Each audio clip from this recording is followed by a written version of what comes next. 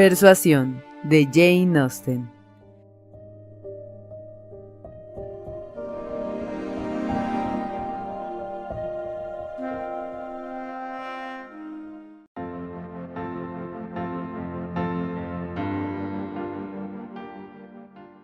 Capítulo 12.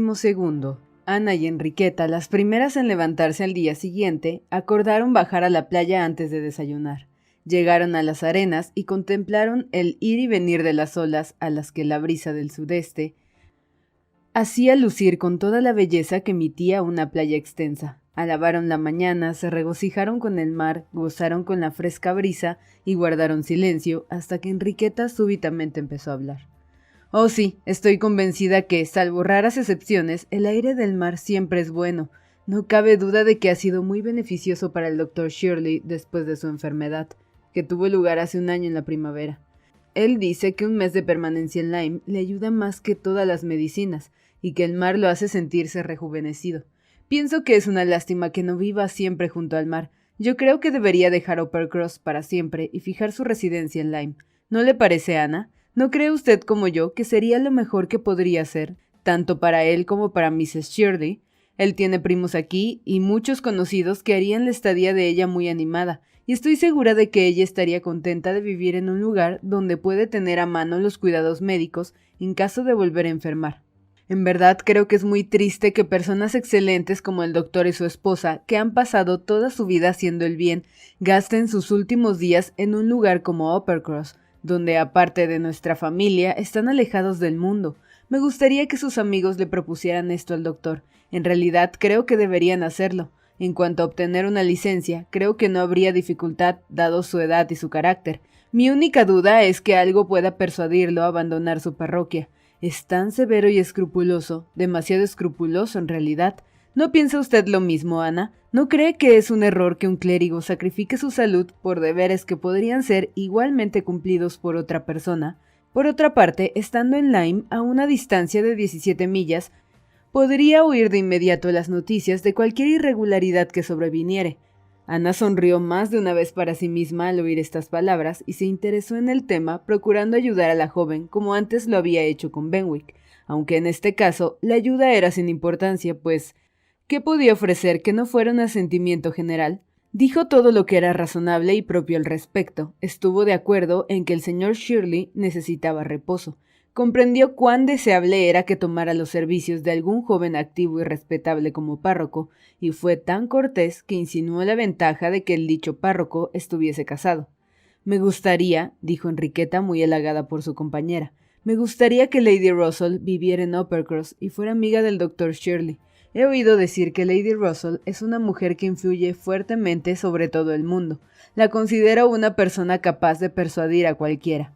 Le temo por ser tan inteligente, pero la respeto muchísimo y me gustaría tenerla como vecina en Uppercross. A Ana le causó gracia el agradecimiento de Enriqueta y que el curso de los acontecimientos y de los nuevos intereses de la joven hubieran puesto a su amiga en una situación favorable con un miembro de la familia Musgrove. No tuvo tiempo, sin embargo, más que para dar una respuesta vaga y desear que tal mujer viviera en Uppercross antes de que la charla fuera interrumpida por la llegada de Luisa y el capitán Wentworth. Venían también a pasear antes del desayuno, pero al recordar Luisa de inmediato que debía comprar algo en una tienda, los invitó a volver al pueblo. Todos se pusieron a su disposición. Al llegar a los peldaños por los que se bajaba hasta la playa, encontraron a un caballero que se preparaba en ese momento a bajar y que cortésmente se retiró para cederles el paso. Subieron y lo dejaron atrás, mas al pasar, Ana observó sus ojos, que la miraron con cierta respetuosa admiración, a la cual no fue ella insensible. Tenía un buen aspecto, sus facciones regulares y bonitas habían recobrado la frescura de la juventud por obra del saludable aire y sus ojos estaban muy animados. Era evidente que el caballero, su aspecto así lo demostraba, la admiraba muchísimo. El capitán Wentworth la miró de una forma que evidenciaba haber notado el hecho. Fue una rápida mirada, una brillante mirada que parecía decir: «El hombre está prendado de ti, y yo mismo en este momento creo ver algo de la Ana Elliot de otrora». Después de acompañar a Luisa en su compra y pasear otro rato, regresaron a la posada, y al pasar Ana de su dormitorio al comedor, casi atropelló al mismo caballero de la playa que salía en ese momento de un departamento contiguo. En un principio había pensado ella que era un forastero como ellos, suponiendo además que un muchacho de buena apariencia que había encontrado arguyendo en las 2 posadas que recorrieron debía ser su criado. El hecho de que tanto el amo como el presunto criado llevaran luto parecía corroborar la idea. Era ahora un hecho que se alojaba en la misma posada que ellos. Este segundo encuentro, pese a su brevedad, probó a sí mismo por las miradas del caballero que encontraba a Ana encantadora, y por la prontitud y propiedad de sus maneras al excusarse, que se trataba de un verdadero caballero. Representaba unos 30 años, y aunque no puede decirse que fuera hermoso, su persona era sin duda agradable. Ana comprendió que le agradaría saber de quién se trataba. Acababan de terminar el almuerzo cuando el ruido de un coche, el primero que habían escuchado desde su llegada a Lyme, atrajo a todos hacia la ventana. Era el coche de un caballero, un cochecillo, comentó un huésped, que venía desde el establo a la puerta principal. Alguien se marcha seguramente. Lo conducía un criado vestido de luto. La palabra cochecillo despertó la curiosidad de Carlos Musgrove, que en el acto deseó comparar aquel cochecillo. Las palabras un criado de luto atrajeron la atención de Ana, y así los 6 se encontraban en la ventana en el momento que el dueño del coche, entre los saludos y cortesías de la servidumbre, tomó su puesto para conducirlo. «¡Ah!», exclamó el capitán Wentworth, mirando de reojo a Ana. Arguyó. «Es el hombre con quien nos hemos cruzado». Las señoritas Musgrove convinieron en ello. Todos miraron el coche hasta que desapareció tras la colina y luego volvieron a la mesa. El mozo entró en la habitación poco después. «Haga usted el favor», dijo el capitán Wentworth. «¿Podría decirnos quién es el caballero que acaba de partir?» «Sí, señor, es un tal señor Mr. Elliot, un caballero de gran fortuna. Llegó ayer procedente de Sidmouth. Posiblemente habrán ustedes oído el coche mientras se encontraba cenando. Iba ahora a Crewherne, camino a Bath y Londres». «¿Elliot?». Se miraron unos a otros y todos repitieron el nombre antes de que este relato terminara, pese a la rapidez del mozo.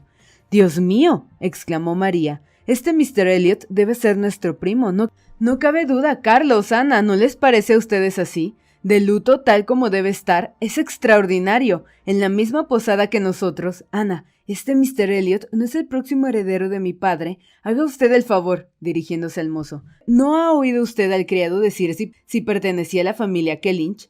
«No, señora, no ha mencionado ninguna familia determinada, pero el criado dijo que su amo era un caballero muy rico y que sería varón algún día». «¡Eso es!», exclamó María extasiada. «Tal como lo he dicho, el heredero de Sir Walter Elliot. Ya sabía yo que llegaríamos a saberlo. Es en verdad una circunstancia que los criados se encargarán de difundir por todas partes. Ana, imagina qué extraordinario. Me hubiera agradado mirarlo más detenidamente. Me hubiera agradado saber a tiempo de quién se trataba para poder ser presentados. Es en verdad una lástima que no hayamos sido presentados. ¿Les parece a ustedes que tiene el aspecto de la familia Elliot? Me sorprende que sus brazos no me hayan llamado la atención, pero la gran capa ocultaba sus brazos. Si no, estoy cierta de que los hubiera observado. Y la librea también. Si el criado no hubiera estado de luto, lo habríamos reconocido por la librea». «Considerando todas esas circunstancias», dijo el capitán Wentworth, «debemos creer que fue la mano de la naturaleza la que impidió que fuésemos presentados a su primo». Cuando pudo llamar la atención de María, Ana serenamente trató de convencerla de que su padre y Mr. Elliot por largos años no habían estado en tan buenas relaciones como para ser deseable una presentación. Sentía al mismo tiempo la satisfacción de haber visto a su primo y de saber que el futuro dueño de Kellynch era sin discusión un caballero y daba la impresión de poseer buen sentido. Bajo ninguna circunstancia mencionaría que lo había encontrado por segunda vez. A Dios gracias, María no había intentado ninguna aproximación en su primer encuentro, pero era indiscutible que no estaría conforme con su segundo encuentro, en el cual Ana había huido casi del corredor, recibiendo sus excusas, mientras que María no había tenido ocasión de estar cerca de él. Sí, aquella entrevista debía quedar secreta. «Naturalmente», dijo María, «deberás mencionar nuestro encuentro con Mr. Elliot la próxima vez que escribas a Bath. Mi padre debe saberlo. Cuéntale todo». Ana no respondió nada, porque se trataba de una circunstancia que creía no solo innecesaria de ser comunicada, sino que no debía mencionarse para nada. Bien sabía la ofensa que varios años atrás había recibido su padre. Sospechaba la parte que Isabel había compartido en esto. Y por otra parte, la sola idea de Mr. Elliot siempre causaba desagrado a los dos. María jamás escribía a Bath. La tarea de mantener una insatisfactoria correspondencia con Isabel recaía sobre Ana. Hacía ya largo rato que habían terminado de desayunar cuando se les reunieron el capitán Harville, su esposa, y el capitán Benwick, con quienes habían convenido dar un último recorrido a Lyme. Pensaban partir para Uppercross alrededor de la 1 y mientras la hora llegaba pasearían todos juntos al aire libre. Ana encontró al capitán Benwick aproximándosele tan pronto como estuvieron en la calle. Su conversación de la velada precedente lo predisponía a buscar la compañía de ella nuevamente, y marcharon juntos por cierto tiempo, conversando como la vez anterior de Mr. Scott y Lord Byron, y como la vez anterior, al igual que muchos otros lectores, no se hallaron capaces de discernir exactamente los méritos de uno y otro, hasta que un cambio general en la partida de caminantes trajo a Ana al lado del capitán Harville. «Miss Elliot», dijo éste hablando en voz más bien baja, «ha hecho usted un gran bien, haciendo conversar tanto a ese pobre muchacho.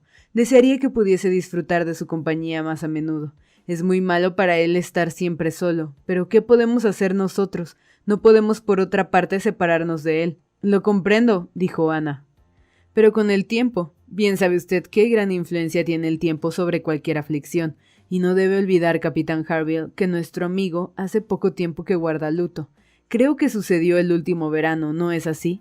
«Así es, en junio», dijo dando un profundo suspiro. «Y es posible que haga menos tiempo aún que él lo supo. Lo supo en la primera semana de agosto, cuando volvió del Cabo, en el Grapier. Yo estaba en Plymouth y temía encontrarlo. Él envió cartas, pero el Grapier debía ir a Portsmouth. Hasta allí debieron llegarle las noticias. Pero ¿quién se hubiera atrevido a decírselo a la cara? Yo no. Hubiera preferido ser colgado. Nadie hubiese podido hacerlo, con excepción de ese hombre», señaló el capitán Wentworth. «El Laconia había llegado a Plymouth la semana anterior y no iba a ser mandado a la mar nuevamente. Él había aprovechado la ocasión para descansar. Escribió pidiendo licencia, pero sin esperar la respuesta, cabalgó día y noche hasta Portsmouth, se precipitó en el Grapier y no abandonó al desdichado joven desde aquel instante por espacio de una semana. Ningún otro hubiera podido salvar al pobre James. Ya puede usted imaginar, Miss Elliot, cuánto lo estimamos por esto».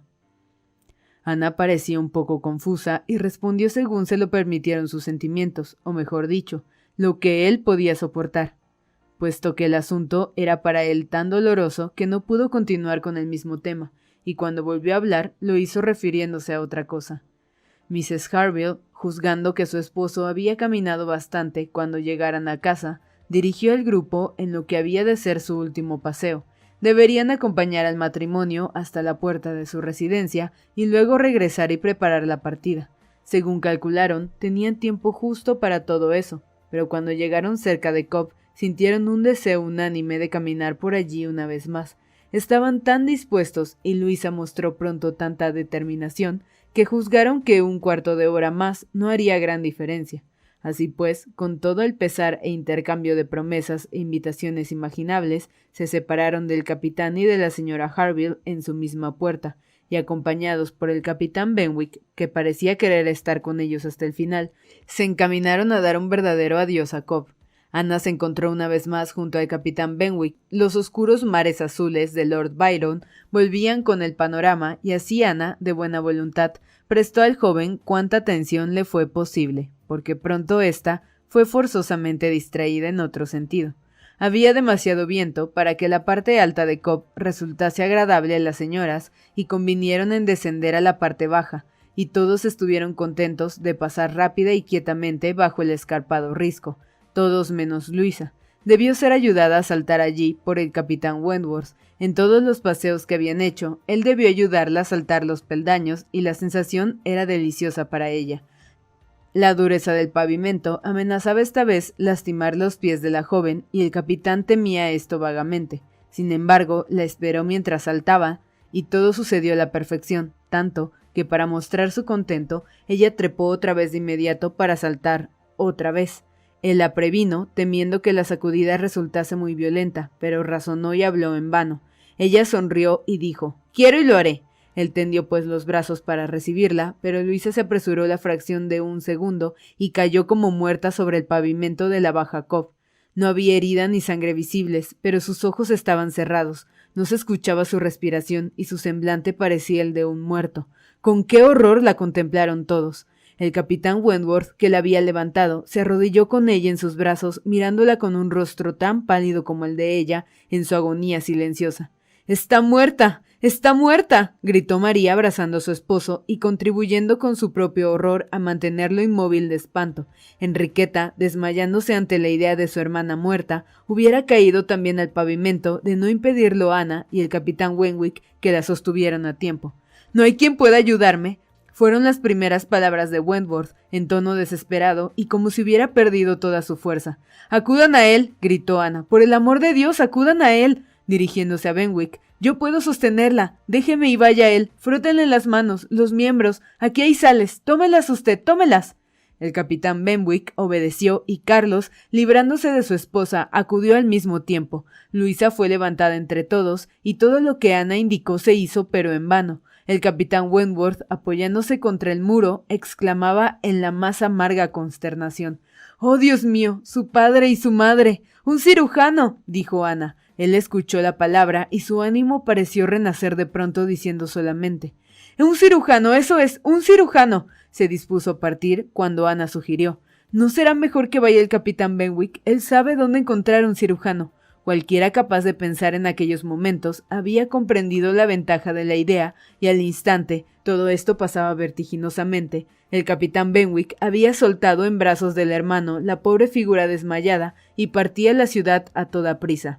En cuanto a los que quedaron, con dificultad podría decirse de los que conservaban sus sentidos quién sufría más, si el capitán Wentworth, Ana o Carlos, quien siendo en verdad un hermano cariñoso, sollozaba amargamente y no podía apartar los ojos de sus dos hermanas más que para encontrar la desesperación histérica de su esposa, quien reclamaba de él un consuelo que no podía prestarle. Ana, atendiendo con toda su fuerza, celo e instintos a Enriqueta, trataba aún a intervalos de animar a los otros, tranquilizando a María, animando a Carlos, confortando al capitán Wentworth. Ambos parecían contar con ella para cualquier decisión.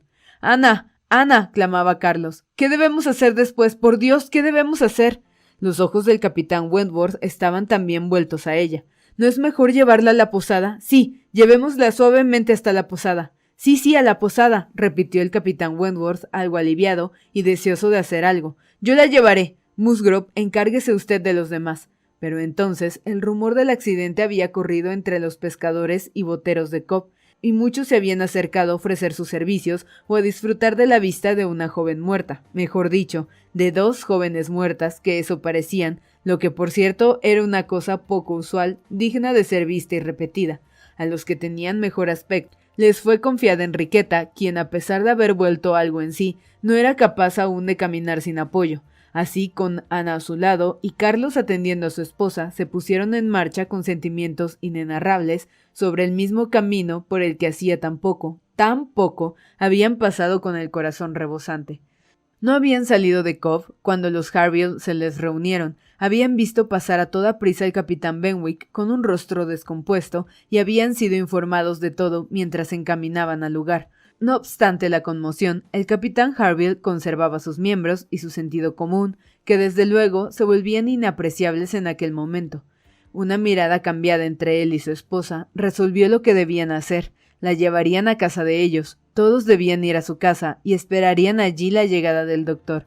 No querían oír ninguna excusa. Fueron obedecidos. Luisa fue llevada arriba siguiendo las indicaciones de la señora Harville, quien le proporcionó su propio lecho, su asistencia médica, medicinas y sales, mientras su esposo proporcionaba calmantes a los demás. Luisa había abierto una vez los ojos, pero volvió a cerrarlos. Parecía del todo inconsciente. Esta prueba de vida había sido, sin embargo, útil a su hermana. Enriqueta, absolutamente incapaz de permanecer en el mismo cuarto con Luisa, entre el miedo y la esperanza, no podía recobrar sus sentidos. María, por su parte, parecía calmarse poco a poco. El médico llegó antes de lo que parecía posible. Todos sufrieron horrores mientras duró el examen, pero el cirujano no perdió la esperanza. La cabeza había recibido una seria contusión, pero había visto contusiones más graves que no habían resultado fatales. En modo alguno parecía descorazonado, hablaba confiadamente. Nadie se había atrevido a concebir un desenlace que no fuese desgraciado. De allí la dicha profunda y silenciosa experimentada por todos después de dar gracias al cielo. El tono y la mirada con que el capitán Wentworth dijo «Adiós, gracias», fueron algo que Ana jamás olvidaría. Tampoco habría de olvidar cuando, más tarde, con los brazos cruzados sobre la mesa, como vencido por sus emociones, parecía querer calmarse por medio de la oración y la reflexión. Los miembros de Luisa estaban a salvo, solo la cabeza había sido dañada. Era el momento entonces de pensar qué convenía hacer para resolver la situación general planteada. Podían ahora hablar y consultarse. Que Luisa debía quedarse allí, a pesar de la molestia que experimentaban todos de abusar de los Harville. Era algo que no admitía dudas. Llevársela era imposible. Los Harville silenciaron todo escrúpulo y cuanto les fue posible, toda gratitud. Habían preparado y arreglado todo antes que los demás tuvieran tiempo de pensar. El capitán Benwick les dejaría su habitación y conseguiría una cama en cualquier parte. Todo estaba arreglado. El único problema era que la casa no podía albergar a más gente. Sin embargo, poniendo a los niños en la habitación de la criada o colgando una cortina en alguna parte, podían albergarse 2 o 3 personas si es que deseaban quedarse. En cuanto a la asistencia de la señorita Musgrove, no debía haber ningún reparo en dejarla enteramente bajo el cuidado de la señora Harville, quien era una enfermera experimentada, y también lo era su criada, quien la había acompañado a muchos sitios y estaba a su servicio desde hacía tiempo. Entre las dos la atenderían día y noche. Todo esto fue dicho con verdad y sinceridad irresistibles. Carlos, Enriqueta y el capitán Wentworth consultaban algo entre ellos. Uppercross, la necesidad de que alguien vaya a Uppercross, dar las noticias, la sorpresa de los señores Musgrove a medida que el tiempo pasaba sin verlos llegar, el haber tenido que partir hacía una hora, la imposibilidad de estar allí a una hora razonable. Al principio no podían más que exclamar, pero después de un rato dijo el capitán Wentworth: «Debemos decidirnos ahora mismo. Todo minuto es precioso. Alguien debe ir a Uppercross. Musgrove, usted o yo debemos ir». Carlos asintió, pero declaró que no deseaba ir. Molestaría lo menos posible a los señores Harville, pero de ninguna manera deseaba o podía abandonar a su hermana en ese estado. Así lo había decidido. Enriqueta, por su parte, declaró lo mismo. Sin embargo, muy pronto se la hizo cambiar de idea. La inutilidad de su estadía, ella que no había sido capaz de permanecer en la habitación de Luisa o mirarla, con aflicciones que la tornaban inútil para cualquier ayuda eficaz, se la obligó a reconocer que no podía hacer nada bueno. Pese a ello, no quería partir hasta que se le recordó a sus padres. Consintió entonces, deseosa de volver a casa. Ya estaba el plan arreglado cuando Ana, volviendo en silencio del cuarto de Luisa, no pudo menos que oír lo que sigue, porque la puerta de la sala estaba abierta. «Está pues arreglado, Musgrove», decía el capitán Wentworth. «Usted se quedará aquí y yo acompañaré a su hermana a casa. La señora Musgrove naturalmente deseará volver junto a sus hijos. Para ayudar a la señora Harville no es necesario más que una persona, y si Ana quiere quedarse, nadie es más capaz que ella en estas circunstancias». Ana se detuvo un momento para reponerse de la emoción de oírse nombrar. Los demás asintieron calurosamente las palabras del capitán, y entonces entró Ana. «Usted se quedará, estoy seguro», exclamó él. «Se quedará y la cuidará». Se había vuelto a ella y le hablaba con una viveza y una gentileza tales que parecían pertenecer al pasado. Ana se sonrojó intensamente y él, recobrándose, se alejó. Ella manifestó al punto su voluntad de quedarse. Era lo que había pensado. Una cama en el cuarto de Luisa, si la señora Harville deseaba tomarse la molestia, era cuanto precisaba. Un punto más y todo estaría arreglado. Lo más probable era que los señores Musgrove estuvieran alarmados ya por la tardanza, y como el tiempo que demorarían en llevarlos de vuelta a los caballos de Uppercross sería demasiado largo, convinieron entre el capitán Wentworth y Carlos Musgrove que sería mejor que el primero tomase un coche en la posada y dejase el carruaje y los caballos del señor Musgrove hasta la mañana siguiente, cuando además pudieran enviar nuevas noticias del estado de Luisa. El capitán Wentworth se apresuraba por su parte en arreglar todo, y las señoras pronto hicieron lo mismo. Sin embargo, cuando María supo del plan, la paz terminó. Se sentía terriblemente ultrajada ante la injusticia de querer enviarla de vuelta y dejar a Ana en el puesto que le correspondía a ella.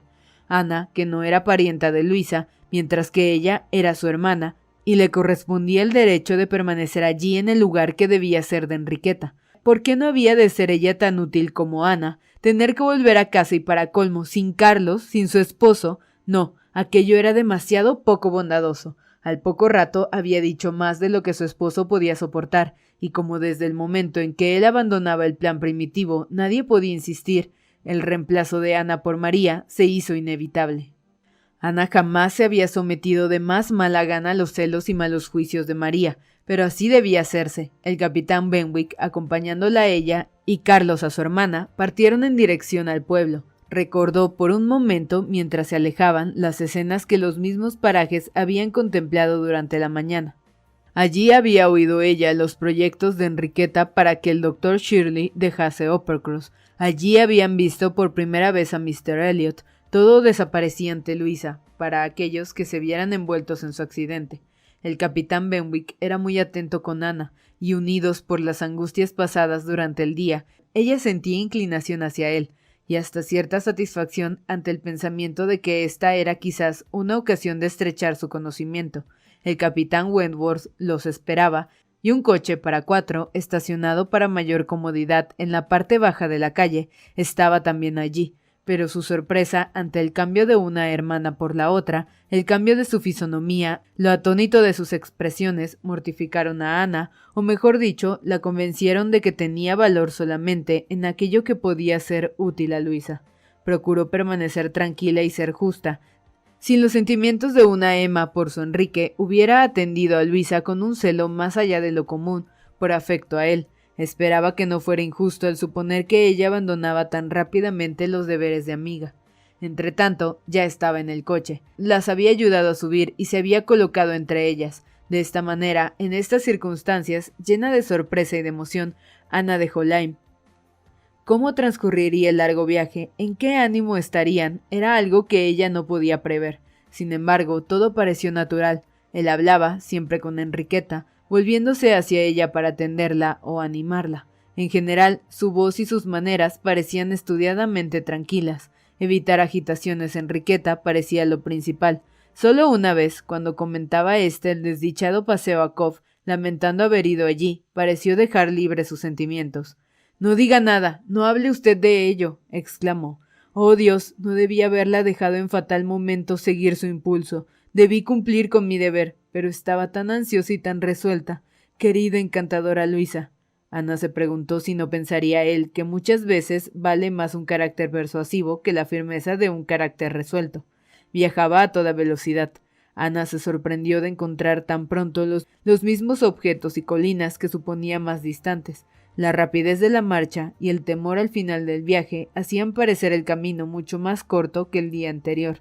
Estaba bastante oscuro, sin embargo, cuando llegaron a los alrededores de Uppercross. Habían guardado silencio por cierto tiempo.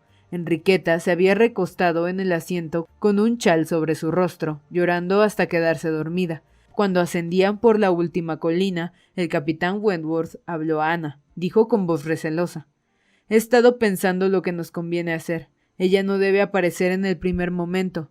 No podría soportarlo. Me parece que lo mejor es que se quede usted en el coche con ella, mientras yo veo a los señores Musgrove. ¿Le parece a usted una buena idea?» Ana asintió. Él pareció satisfecho y no dijo más, pero el recuerdo de que le hubiera dirigido la palabra la hacía feliz. Era una prueba de amistad, una deferencia hacia su buen criterio, un gran placer. Y a pesar de ser casi una despedida, el valor de la consulta no se desvanecía. Cuando las inquietantes nuevas fueron comunicadas en Uppercross y los padres estuvieron tan tranquilos como las circunstancias permitían, y la hija satisfecha de encontrarse entre ellos, Wentworth anunció su decisión de volver a Lyme en el mismo coche. Cuando los caballos hubieron comido, partió.